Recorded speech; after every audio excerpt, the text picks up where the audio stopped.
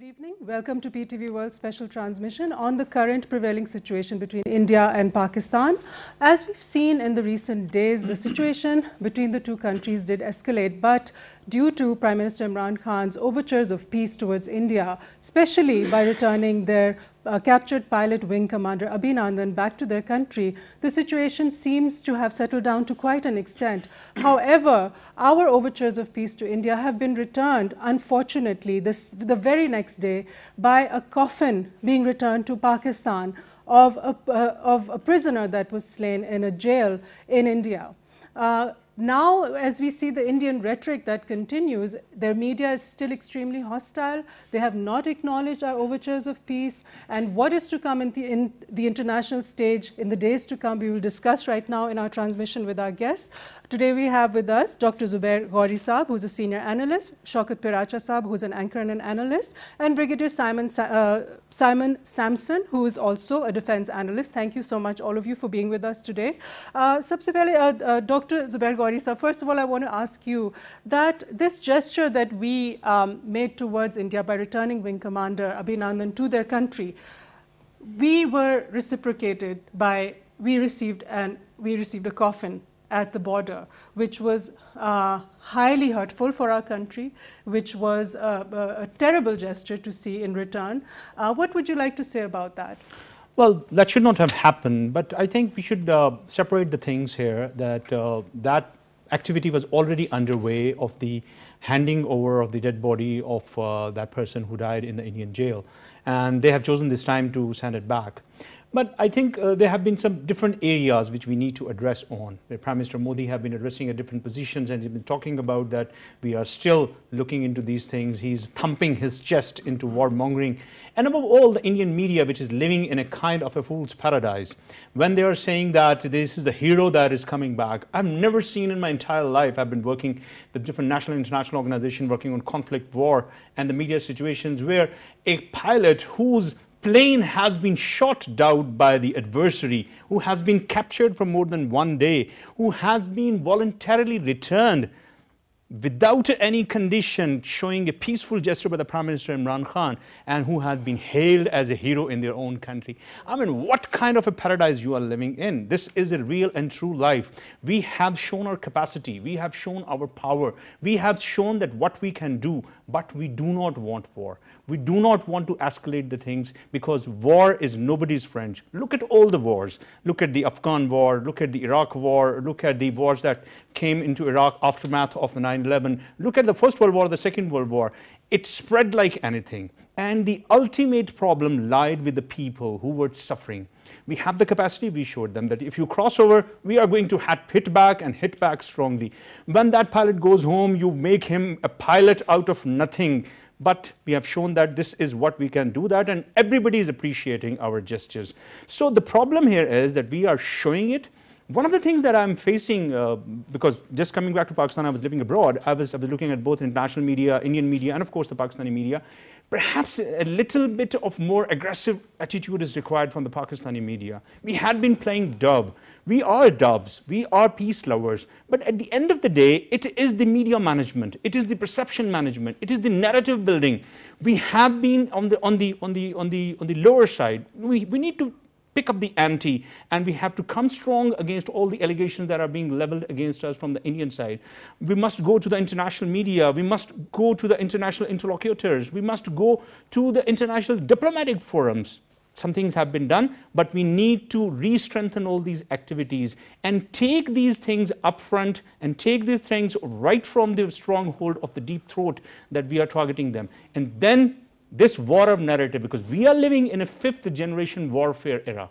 This is all the war of the media. All the wars are being fought in this very idiot box that we are sitting all in. So we have to reinforce our efforts on that. Absolutely. Okay, keeping in mind our narrative of maintaining peace, obviously Prime Minister Imran Khan has reiterated this on many forums and has asked for dialogue. We always maintain that, yet let's put the whole situation into perspective. Shaukat Piracha Saab, what I want to ask you is this. We've had many incidences where we've had evidence that RAW is involved in terror activity in Pakistan. Okay, we've got Kulbhushan Yadav, who who we've captured on our territory, and he's given confessions that RAW is sponsoring terrorist activities in Balochistan. Thousands of lives have been lost in Pakistan.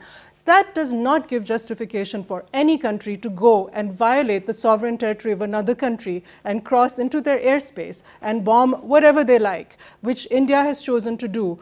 And in order to justify this, they have whatever they say is evidence that we cause a Pulwama attacks. This is no justification to go into a sovereign territory. Otherwise, Pakistan could have done this many times over. There's more than enough evidence that RAW has been carrying out terrorist activities in Pakistan. And this is state-sponsored terrorism. What do you have to say about? What would you like to say about that, Pracha sir?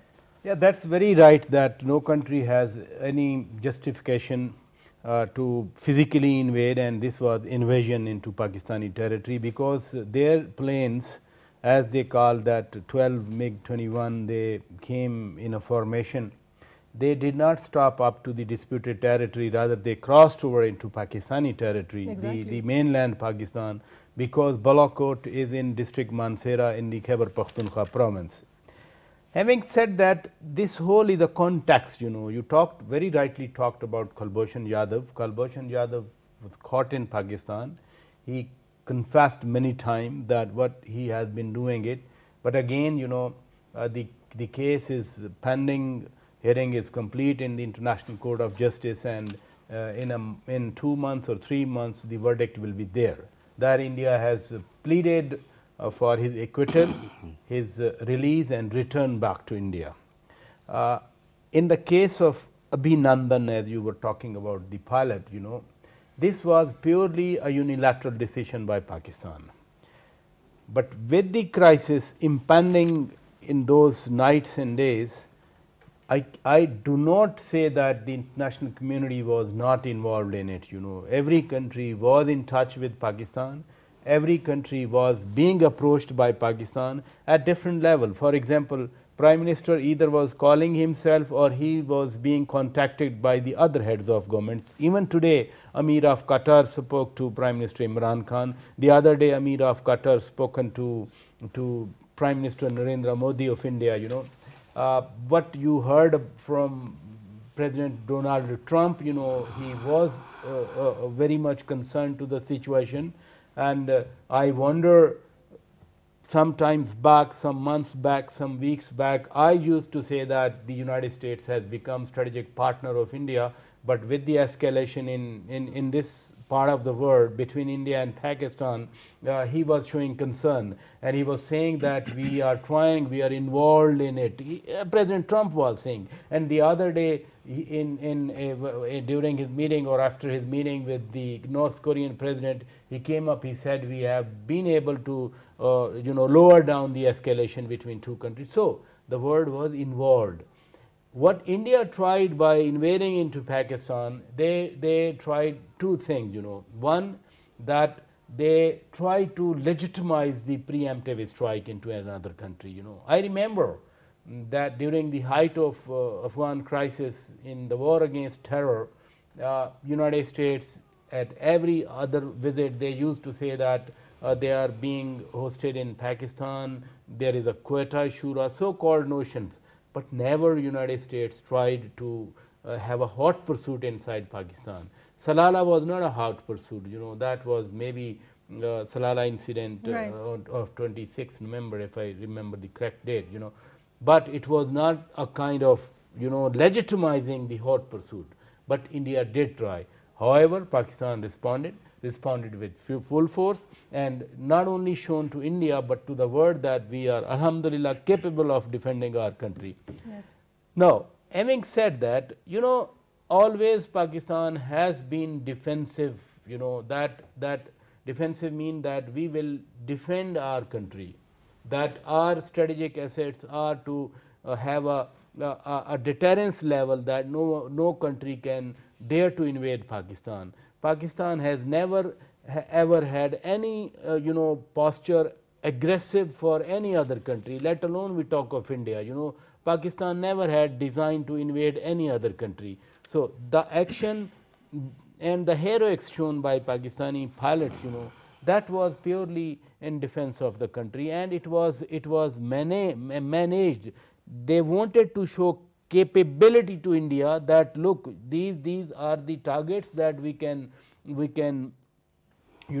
put in spot, but we are not hitting them. We are giving you the message that we can engage in any target inside anywhere in India, but you rightly said that now the situation is lowering, as DGISPR today updated us updated the nation that last night it was comparatively a calm night, because the previous night was heavy fire on different positions.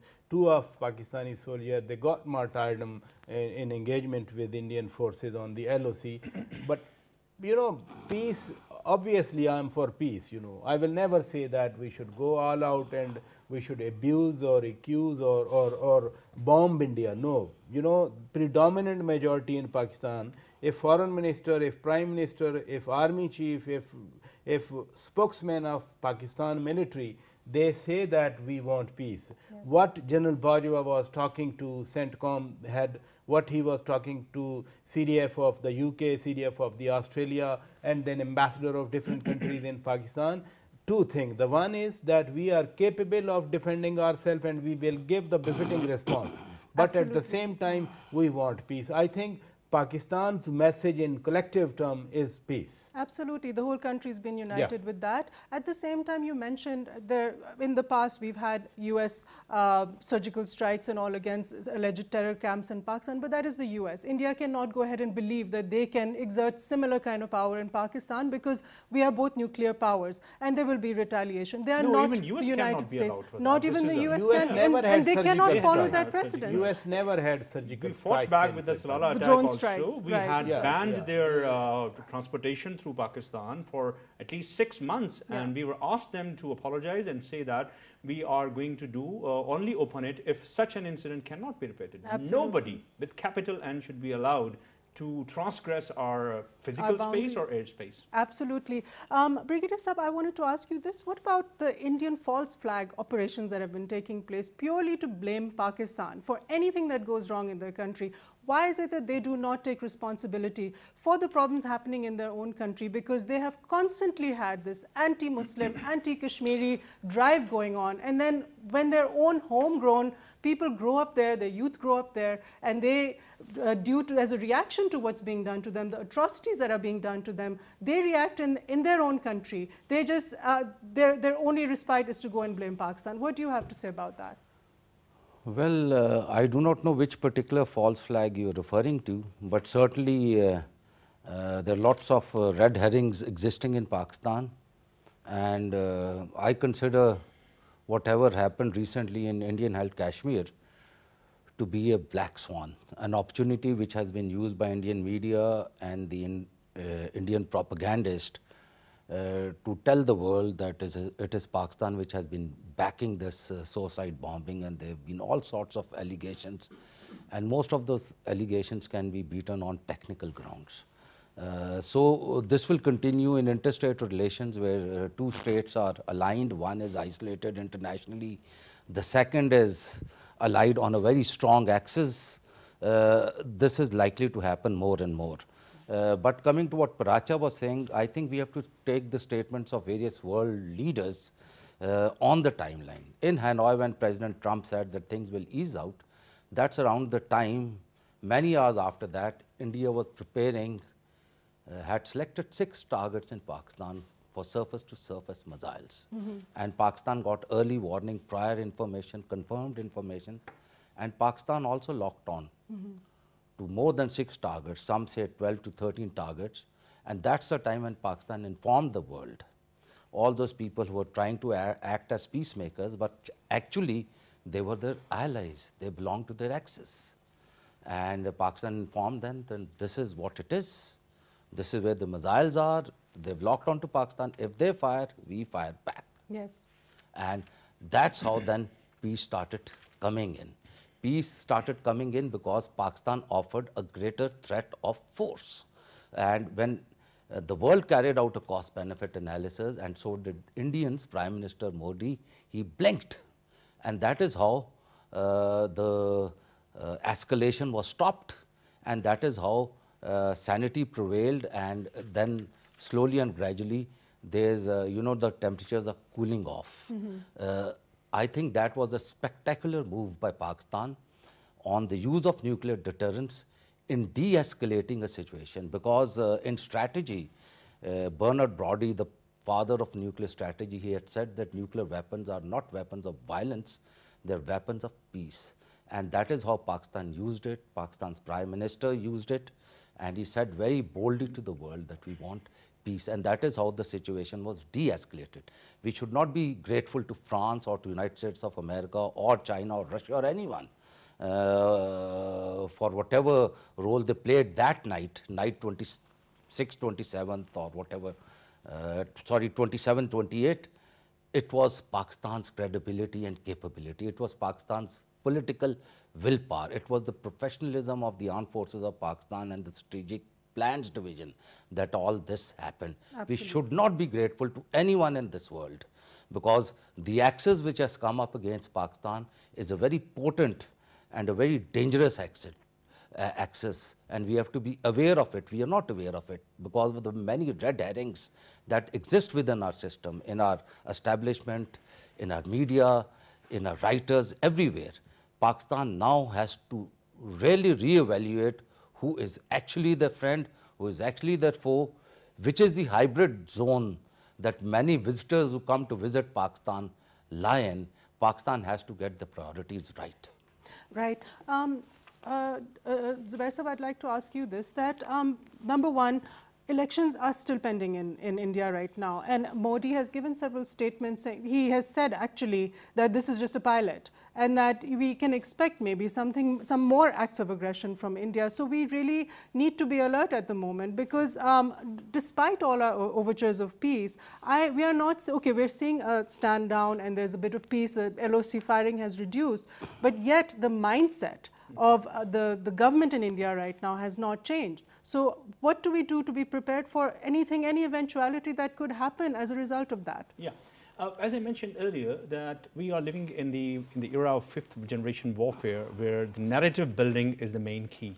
From the Indian side, the narrative is primarily that of terrorism, that Pakistan is supporting all the terrorist activities that are happening in India, that you have very rightly pointed out, that everything that's happening in their right backyard, they are very prone, very easily, complacently, without doing any investigation, without doing the hard work, keep their the dirty finger of accusation towards Pakistan. But one thing I want to clarify, that this Pulwama attack did not happen in India. It happened in the occupied Kashmir. That is still a territory which status needs to be decided. We call it, our official statement is that we call it Indian occupied Kashmir. It is the unfinished agenda of partition in 1947.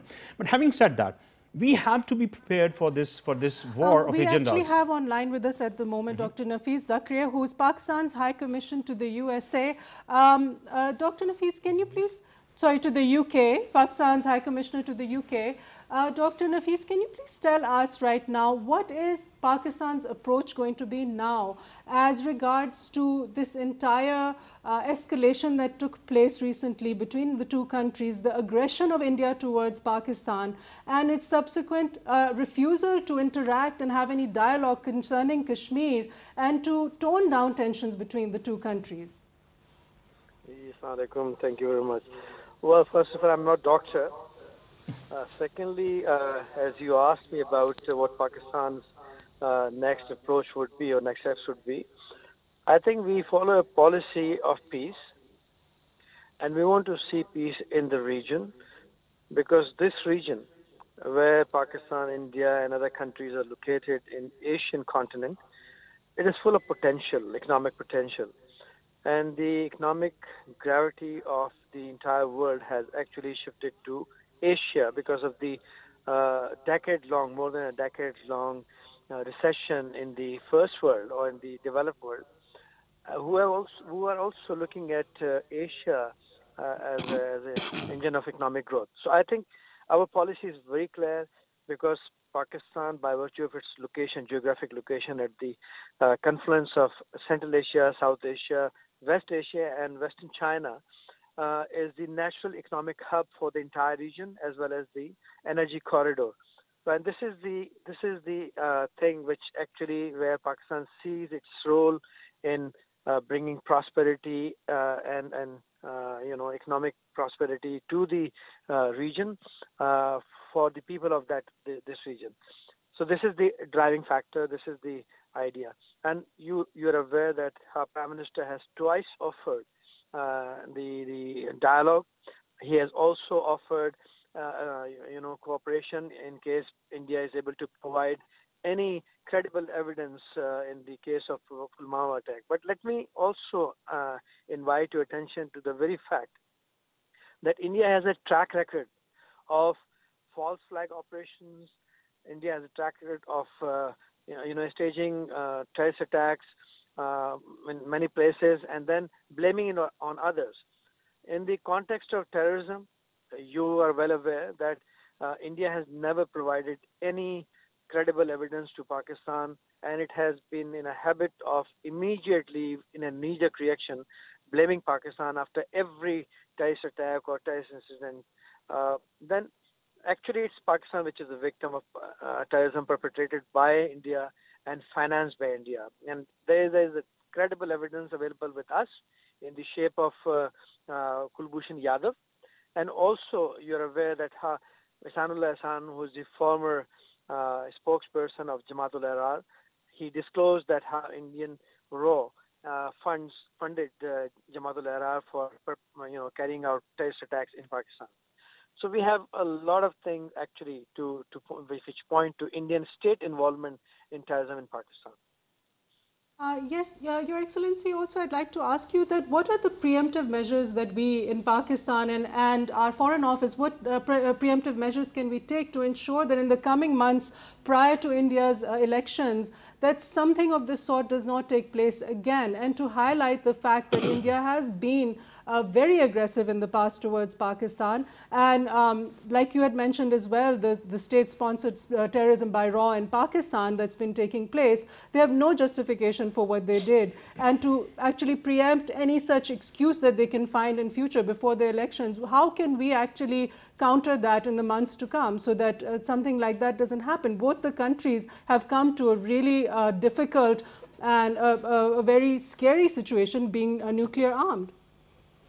Well, in this regard, I would like to say two things. One is that our armed forces are capable of defending the territorial integrity and the sovereignty of the country. And they have demonstrated that time and again, that any aggression towards Pakistan would be repulsed. And we have the capability to defend our country. Second is that in terms of preemptive, I think we have been, the Foreign Minister, the Foreign Secretary, and our envoys also have been briefing the world leaders as well as the other countries about the potential danger which Indian attitude actually poses to the very security of the region. And this is where we are creating awareness. We are reaching out to the world powers and the major actors in the world to make them realize about the perils because of the Indian irresponsibility, and also as to invite that they should play their due role in diffusing the tension. And also, first of all, I think we need to see that why all these things happening. The main bone of contention is the Kashmir issue, and that is an internationally recognized issue which has UN Security Council resolutions outstanding for 70 years. And I think this needs to be resolved, and this is where we always invite the international community's intervention and a role that this issue should be resolved once and for all in accordance with the UN Security Council resolutions and as per the aspirations of the people of Jammu and Kashmir. Thank you very much, Your Excellency, for joining us on our program. Shaukat Paracha Sahab, I wanted to ask you what the ambassador was just saying right now, that the Kashmir issue needs to be brought to the forefront. Now, recently, Arundhati Roy wrote an article for the Huffington Post saying that this particular incident that just happened recently between India and Pakistan has actually brought Kashmir to the forefront in the international community, which hadn't previously been given as much importance as it should have done. Now, if you look at international journalists, journalists. We have C.J. Wellerman, who has written an extensive article about Kashmir last year, and he was naming numbers of around 50 to 100,000 Kashmiris who have been killed by Indian forces in Indian occupied Kashmir. In addition, women have been raped. There have been mass graves that have been found over there. Pellet guns have been used against not only civilians but children as well. So in this particular case, how do you think now this Kashmir, the entire issue going on in Kashmir, is going to play out in the international forum? I think High Commissioner Nafees Zakaria Saab is very right, because it started something from Kashmir, from within Kashmir. Pulwama is in occupied Kashmir, you know. It's not in mainland India or Pakistan. Absolutely.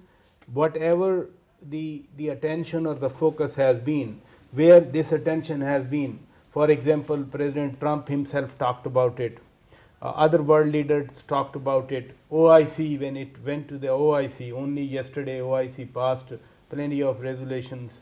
They were about Kashmir. Indians never thought of it, you know. Prime Minister Narendra Modi might not have thought of it, that one day it could be come into his own neck, but it's all Kashmir. Everywhere Kashmir is being talked about. Even before Pulwama attack, for example, last year the UN Human Rights Commission, you know, it released a report, and very interestingly, there was a sentence or recommendation that there should be a plebiscite in Kashmir to decide their fate. Then the British parliamentarians, you know, a group of parliamentarians, they also released a report. And from the House of Commons, a big story came on the world front that they were talking of the Kashmiris. So, Burhanuddin Wani, from Burhan Wani to Adil Dar, you know, this is the story of Kashmiris, you know. And one more thing, you know, whatever they say, Jaish-e-Mohammed or Lashkar-e-Taiba or Jamaat-ud-Dawa, the Kashmir movement is alive, still alive, and will be alive till Kashmir dispute is resolved. If nobody is there, this is the youth of Kashmiris. Who is talking now? I'm not talking while sitting in Pakistan. Just read any authentic intellectual in India, you know, their writings or when they are speaking. They were warning Narendra Modi that your policy in occupied Kashmir, it is, you know, but just creating discontent among the Kashmiris. And what happened after Pulwama? All the Kashmiri students in different universities and colleges in India, they were beaten, you know, and many of them, they were granted refuge even in Gurdwaras, even in mosques, you know, all over India. So, who is annoyed with Indian establishment, Indian government or Indian, you know, polity? They are the Kashmiris. If 1,000 or 2,000 young Kashmiris who are students in institutions, in colleges, universities or technical or polytechnic institutes, they were beaten physically, you know. Mehbooba Mufti, Farooq Abdullah, Umar Abdullah, they always had been pro-India, pro-Indian constitution, you know, but they are not talking about what they are talking about, what we used to talk about, you know, yes. What the Pakistani people used to think about, you know. I met Umar Abdullah twice, I had his interview, I met Mehbooba Mufti twice. Even in Islamabad, they had different thinking and at that time, you know. Right. But now, when I watch them on TV screen, I just compare 10 years back, what was their stance and what they are talking about. Pakistan did not contribute anything to change their frame of mind or their thinking. This has been directly the outcome of Prime Minister Narendra Modi's policies, which he unleashed in IOK, and now they are talking about, you know. Exactly. The more, you know, this suppression goes on inside Kashmir, the more voices will come up. Yes. One day you will see the pro-India politics in Indian occupied Kashmir.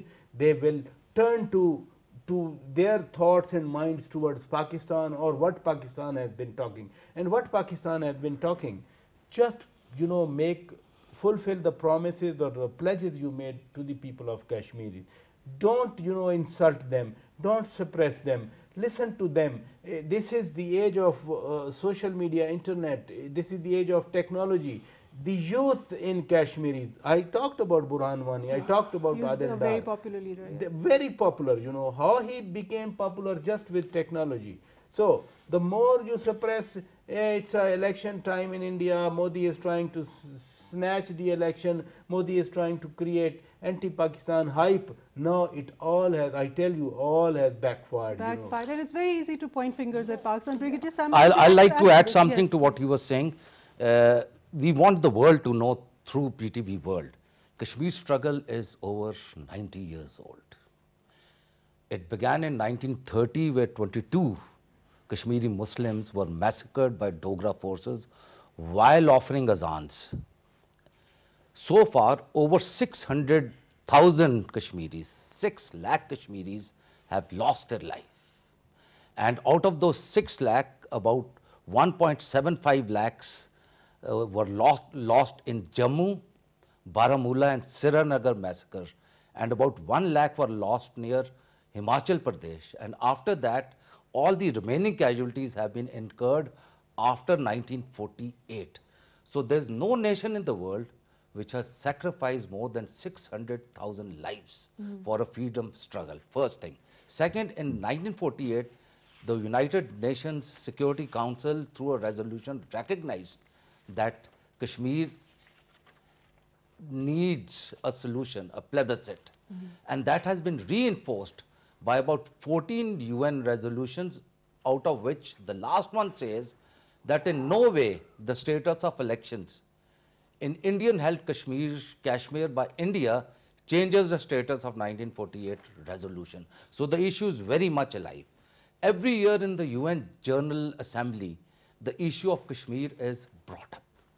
In the past few years, our foreign ministry has been too timid, but I hope this year on, come October 2018, our foreign ministry will present the case of Kashmir once again in the backdrop of this escalation which nearly caused a nuclear holocaust once again, and try to tell the world and the international community that the issue of Kashmir needs resolution. And most of all, I think Prime Minister Modi has done a favor to the Kashmiris by acting in such a biased, in an obsessed manner, a mythical manner. He actually thinks, I wrote an article by the name of Rukhma Vimana. It's a fire ship, it's a ship hailing fire in the Hindu mythology. And the Hindu mythology believes that Mohenjo-Daru and Harappa were destroyed by those ships in the air, hailing fire because they had annoyed the gods. Modi himself thinks that he's a reincarnation of Arjuna, and he has all this nuclear arsenal, and this time he was very serious about it. Yes. To destroy the land of Indus like Harappa and Mohenjo-Daru once again and settle the question and be that hero of the Hindu deities and everything. He was plagiarizing religion. Yes. He was plagiarizing religion. He is actually committing blasphemy as far as Hinduism is concerned. He's such a bad man. He nearly brought the world to the, and he's brought the issue of Kashmir right on top. It's just like cream which comes up. I don't think the world can ignore it unless it chooses in its present access of powers to continue siding with India. Yes, sir, because this conflict, I mean, God forbid, if there was to be a nuclear war, it affects the entire world, not just India and Pakistan. It would have devastating consequences. Now, going to what the OIC have given out a very strong statement against what India is doing in Kashmir, and as well as their unprovoked incursion into Pakistan. Dr. Zubair, what would you like to say about the significance of this? Because such a large number of Islamic countries getting together and condemning this is very significant. OIC has, ironically, has come out a blessing in disguise. Because this OIC foreign ministers conclave was held in Abu Dhabi, and Indian foreign minister was invited as the guest of honor. Although India is not part of the OIC, neither a member nor any of the advisory group member, but still it has become a very good voice for the Pakistani concern and the concerns for the Kashmiris. But my point here is I slightly disagree with my two friends that we have been able to build up our narrative as strongly as would have been the sacrifices that we have made, the human rights violations that are being made in Kashmir. we have not been able to put forth that much strongly and that much vociferously as the Indians are doing. And that is a very sad point, because in the many media outlets, this whole incident is being seen from the spectacle or the prism of terrorism. As a matter of fact, as I put it, it is the proverbial elephant in the room, and that elephant in the room is the Kashmir issue. They are not talking about the Kashmir issue, which is the core cause, as we call in our Urdu language, if a dog falls into the well of water, you need to take out that dog out of the well, not the pails of water out of it to purify it. So it is the dog that is inside it. It is the probably elephant in the room that is there. So we need to be reinforcing our efforts on the narrative building. Unfortunately, we have only Pakistan Television World, that is English language channel, and just 2 recent English channels have come up in comparison with the more than 400 TV channels working in India, and around 50 of them are English. So look at the scope of the activities they are carrying out. PTV World is doing its own part, and the 2 nascent new private television channels also playing the part, but they are just a small grain in the whole media world. We need to be working more on our media part, as I'm saying that we are living in this era of narrative building. Absolutely. We need to build our narrative more aggressively. Our foreign offices will be working more aggressively on all these issues and tell the people that this is one incident of terrorism is just an apparent indication or the index of the core issue. If you do not solve this core issue, these incidents are bound to happen. We are not supporting them.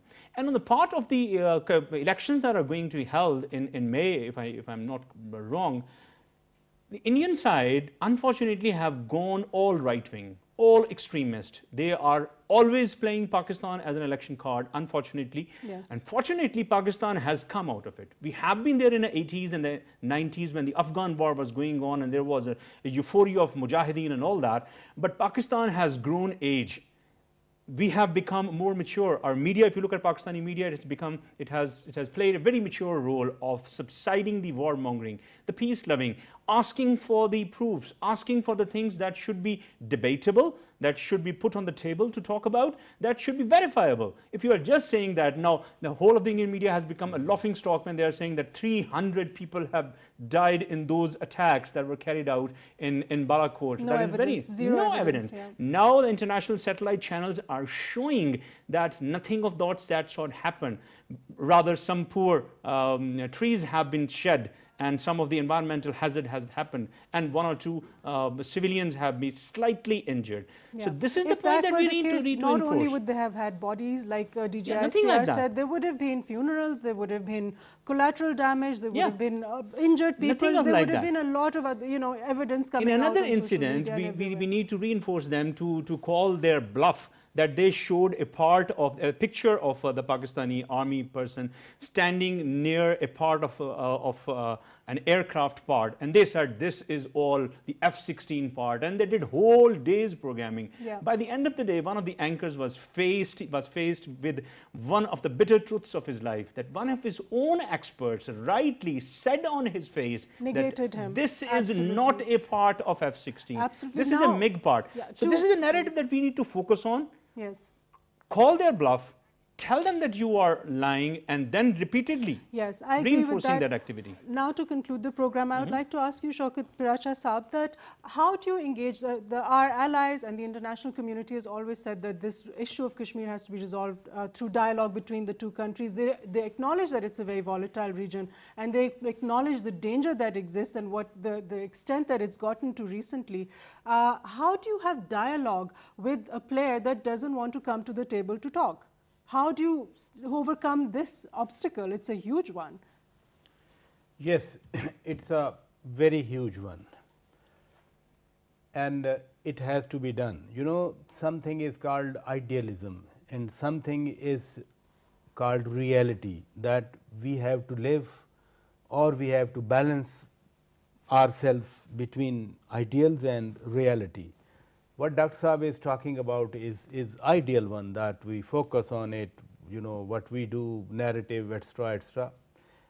But perhaps he was abroad, he was not here, that how media was engaged in our own rifts, you know. Yes. Last 2 years, we were badly caught with ourselves, you know. And in this case, we've been united. There's no doubt about that. So our entire media has come very together, good that we are united now. Yes. But yesterday only someone had a sarcastic view that now the threat of war is over, let's fight again with ourselves, you know. It's a reality, you know, that it's a reality. Secondly, the issues are there, you know, we should not also forget it. What is Financial Action Task Force putting us in the grey list, you know? Whether they are fool or we are fool, you know. Even at in the height of this crisis, UK and France, they moved a resolution against some people, you know, supposed to be in Pakistan, and Pakistani authorities, one of the Pakistani high ups was talking about that if someone is sick or someone is here, but they are here, you know. So the realities are also broader one. Let's not close our eyes, you know, when such is the reality. Rather, it has been, you know, a saying in Pakistan, people opposed, people supported it, that first of all our house should be in order. If we are able to put our house in order by sacrificing 70,000 people, by launching Zarb-e-Azb and other operations, brave soldiers being martyred, brave policemen being martyred, innocent civilian being put, you know, like a wood in the fire of terrorism, you know, these all are realities and they move in tandem. Kashmir needs a solution, there is no doubt. OIC put resolution, but the same OIC invited a foreign minister as guest of honor whose security forces or whose air force physically invaded Pakistan. I mean, it's a reality of our friends, it's a reality of our region, it's a reality of those powers who are focusing on this, you know, scenario between India and Pakistan. It's good. I like to say, I agree with them, both of them, but I think we have to be more aggressive and more practical about it. Diplomatically? We have to open up spaces. Pakistan we have no allies. Let's admit it. If the world came to intervene in this situation, it was because of Pakistan's strength. We have to open up spaces in our diplomacy and reconsider who are our friends, who are our foes, who lie in the hybrid zone. And like he said, most of all, we need to open up spaces within Pakistan. The socio-economic development in Pakistan, kick-starting grassroots development. I think that's key. Because it is the grassroots which contributes to over 70% of revenue, which contributes to over 70% of your foreign exchange, your workers working abroad. They are the people who have been ignored for far too long. And I pray and hope and request this government to do something very seriously about it. Because once we open up spaces within our own country, we will become strong internally. And once we become strong internally, like India is, then no one will be able to bully us around the world and spin the narratives their way. Then we'll be stronger. People will listen to us. Dr. Zubair, would you like to add to that? Yeah, I slightly disagree with Shaukat Bhatia Sahab. I'm sorry about that, Bhatia, on that front. Every country have their own weaknesses. Every country have their skeletons in their cupboards. Doesn't India have the Mizoram and the Assam and the Kashmir and the southern parts of India movements are going on? But they're still showing the best part of the shining India in front of the people. It is the narrative building. It is called the perception management. It's called the info war that we are living in. Every country have their own problem. It's right that we have to set our house in order. But why do we need a crisis to get united? We needed to be prepared for this. But We've run out of time. Thank you so much, India Dr. is Zubair, not an Shaukat example. Bhatia India Sahab. is not an And example. Simon, What is yes, going on absolutely. there is not an example. It's not, This is the exactly. UN that has been pointing fingers. The OIC sent an observer mission, independent human rights observation. Indian example is not an ideal that India is shining. So much is Unfortunately, we've there. run out of time. We'll continue this conversation in another program, inshallah. Thank you so much, all of you, for being here. Brigadier Saab, Dr. Zubair and Shaukat Saab. Viewers, we've seen how Prime Minister Imran Khan has repeatedly made overtures of peace towards India because the region needs to concentrate on economic development, fighting poverty and illiteracy, in his own words. Now, how India responds to that, we're very fortunate that at the moment the tensions have scaled back. However, in the coming months, we need to make sure, we need to ensure on a diplomatic front as well as overall to see that these issues don't escalate again. And the only solution to that is to address the Kashmir issue, which is the hotbed right now, which always ends up leading to confrontation and tensions between the two countries. And hopefully, inshallah, on a diplomatic front, we'll be able to accomplish that. Thank you very much. Our transmissions will continue later on in the evening as well. Stay with us.